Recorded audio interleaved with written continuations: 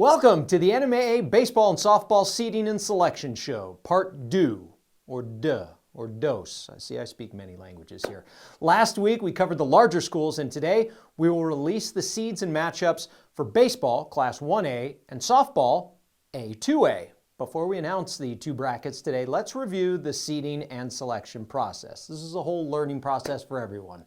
The following criteria is used to determine a team's seed.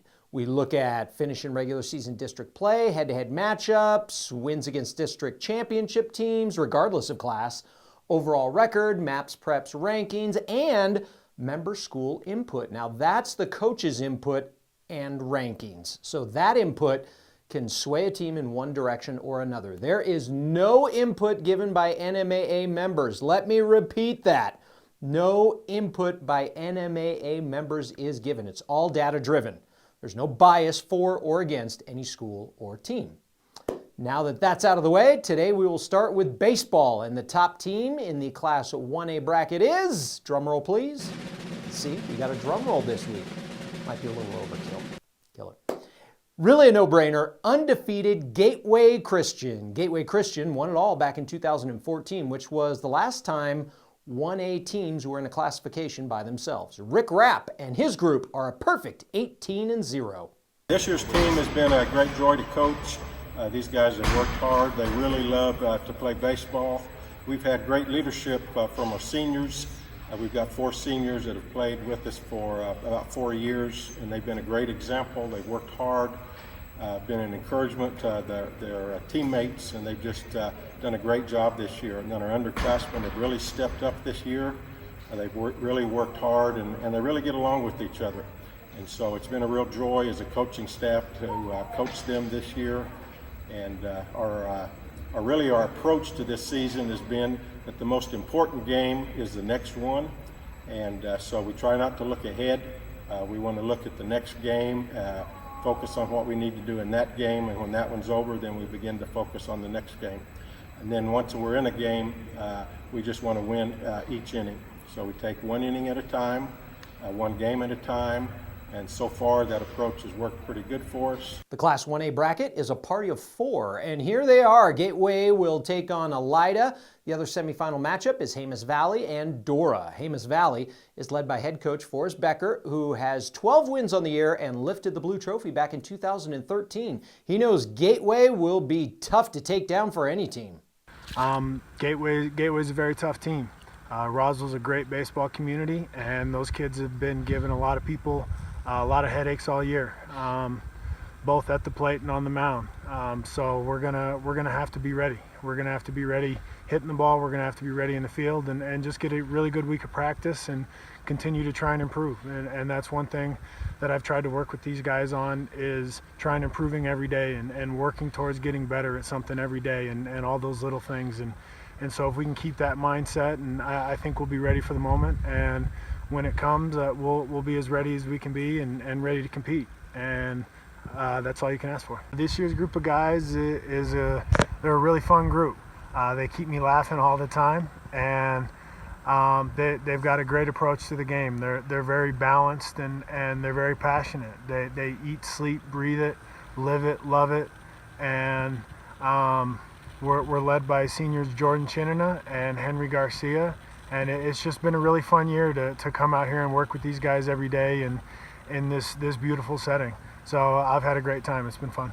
Now on to softball, where diamonds are a girl's best friend. See what I did there? Diamonds, softball? Yeah, tie-in. Yeah, well. We have one bracket to get to. It's in Class A2A. The top team heading into the postseason this year is Eunice. The Cardinals earned the top spot. They are 20-5 and led by head coach Chad Pearson. Eunice has never won a state softball title. Coach Pearson talks about the possibility of winning their first and how difficult some of the teams in the field will be, like Perennial Power Loving. Well, I got a great group of young ladies who've been working really hard. They've come a long way. They put in a lot of work over the last 4 years. We got 5 seniors leading us this year, and I think their leadership has a great deal to do with what we've accomplished this year. I think it'd be huge for the community. It'd be a huge boost to the program.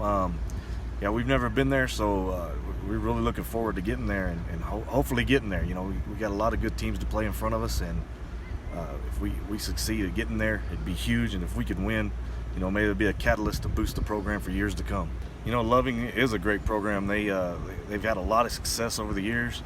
They're a powerhouse, you know, in 2A, and we have had some great battles with them. They've been our albatross, if you want to say. We've struggled with them a lot.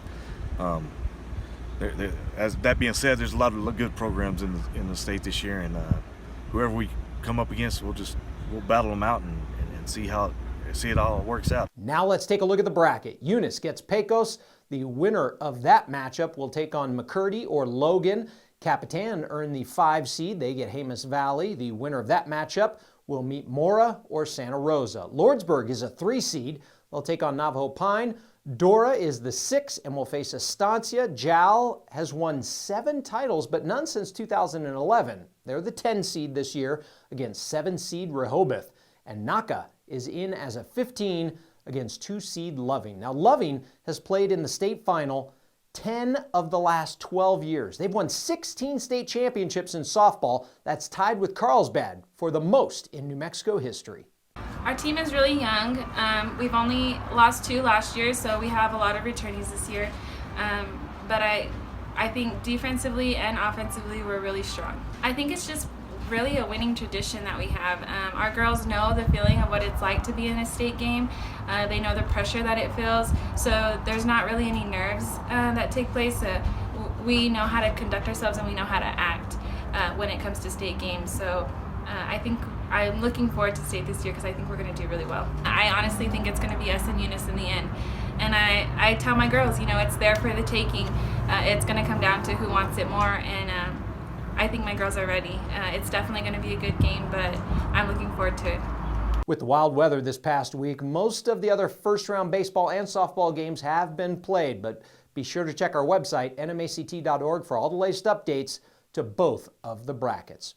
That's going to do it for this selection and seeding show. Thanks for watching. Make sure you download the NMAA 24/7 app. It's free at the App Store or Google Play. So grab that phone that I know is sitting next to you right now, pick it up, click on the App Store or Google Play, search NMAA 24/7, and click. It's just that easy. We will be posting highlights and scores and schedules so you can follow your favorite team and have high school sports right in the palm of your hand. We'll see you out on the field. Let's all be on behavior and remember to compete with class.